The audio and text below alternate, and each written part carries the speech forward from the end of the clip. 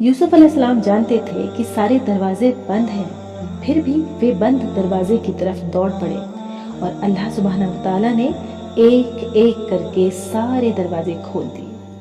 کبھی اگر آپ کو لگے کہ آپ کے لیے بھی دروازے بند ہیں تو جان لیجئے کہ آپ کا اور یوسف علیہ السلام کا خدا ایک ہے۔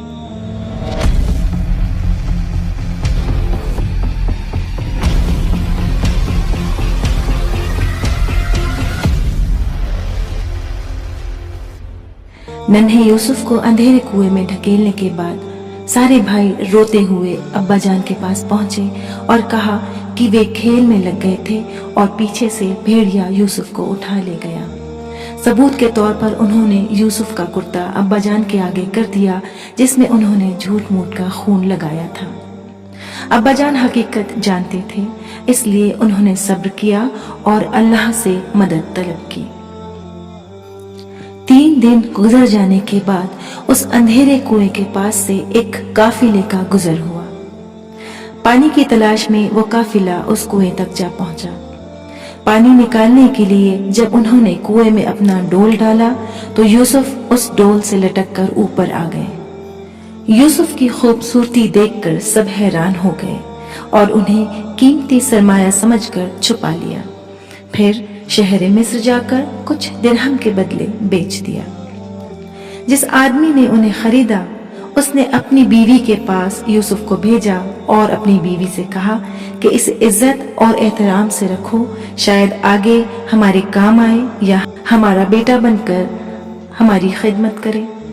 اس طرح اللہ نے یوسف علیہ السلام کو سرزمین مصر میں جگہ دی اور انہیں خوابوں کی تعبیر کا علم سکھایا۔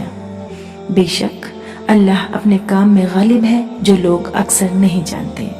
جب یوسف علیہ السلام اپنی جوانی کو پہنچے تو اللہ نے انہیں دانائی دی اور عقل مندی اور علم عطا کیا۔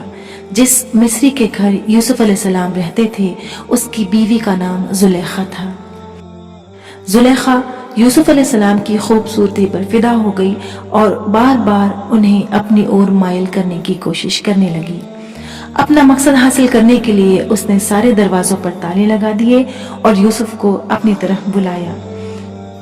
یوسف علیہ السلام نے زلیخا سے کہا، معاذ اللہ، آپ کے شوہر میرے مالک ہیں، انہوں نے مجھے اچھی زندگی، اچھا مقام دیا، میں انہیں دھوکہ نہیں دے سکتا، یہ ظلم مجھ سے نہیں ہوگا۔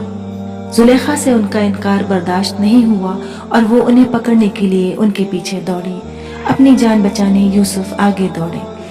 جب زلیخا نے انہیں پیچھے سے پکڑنے کی کوشش کی تو اس گہما گہمی میں پیچھے سے یوسف علیہ السلام کا کرتا پھٹ گیا اور اچانک دروازہ کھل گیا اور زلیخا کا شوہر سامنے حاضر ہوا۔ اپنے آپ کو بچانے کے لیے زلیخا فوراً بول پڑی کہ جو شخص تمہاری بیوی کے ساتھ برا ارادہ کرے اس کے لیے کیا سزا ہونی چاہیے، اسے قید کر لیا جائے یا کوئی اور دردناک سزا دی جائے۔ جب بات سب کے سامنے آئی تو قبیلے کے ایک بندے نے کہا کہ یوسف کے کرتے کا معائنہ کیجیے، اگر وہ سچا ہے تو کرتا پیچھے سے پھٹا ہوگا اور اگر زلیخا سچی ہے تو کرتا آگے سے پھٹا ہوگا۔ جب معائنہ کیا گیا تو پایا کہ کرتا پیچھے سے پھٹا تھا اور یہ بات ظاہر ہو گئی کہ زلیخا نے جھوٹ بولا ہے۔ محل سے نکل کر یہ بات عام ہو گئی، عورتیں چٹخارے لے لے کر یہ باتیں کرنے لگی کہ عزیز کی بیوی کا دل ایک غلام پر آ گیا ہے۔ اس پر زلیخا نے ان ساری عورتوں کو دعوت پر بلایا اور ان کے ہاتھوں میں پھل اور چھری پکڑا دی اور انہیں چھری سے پھل کاٹ کر کھانے کے لیے کہا۔ ٹھیک اسی وقت پر انہوں نے یوسف علیہ السلام کو سامنے سے گزرنے کو کہا۔ جیسے ہی یوسف علیہ السلام سامنے سے گزرے عورتوں نے پھلوں کی جگہ اپنی انگلیاں کاٹ لی اور جب انہیں اس بات کا احساس ہوا تو بولی، اللہ کی قسم یہ کوئی انسان نہیں، یہ تو کوئی فرشتہ ہے۔ تب زلیخا فوراً بولی کہ یہ وہی غلام ہے جس کی محبت میں گرفتار ہو گئی، اور یہ سچ ہے کہ میں نے ہی اسے اپنی اور مائل کیا، لیکن اس نے مجھے انکار کیا ہے، اس لیے اب اسے اس کی سزا بھگتنی ہوگی۔ اور اس نے اپنے شوہر سے کہہ کر یوسف علیہ السلام کو قید خانے میں ڈلوا دیا۔ یوسف علیہ السلام غلام تھے، کچھ نہ کر پائے، بس دعا کے لیے اللہ کے سامنے ہاتھ پھیلا دیے اور کہا، اس گناہ سے بچنے کے لیے مجھے ہزاروں سال بھی قید میں رہنا پڑے تو مجھے منظور ہے۔ اے پروردگار، اگر اس وقت تو نے مجھے سہارا نہیں دیا تو میں اس برائی کی طرف مائل ہو جاؤں گا، کیونکہ میں بھی انسان ہوں۔ بس مجھے اس گناہ سے بچا لے۔ اور اللہ تعالیٰ نے ان کی دعا قبول کر لی۔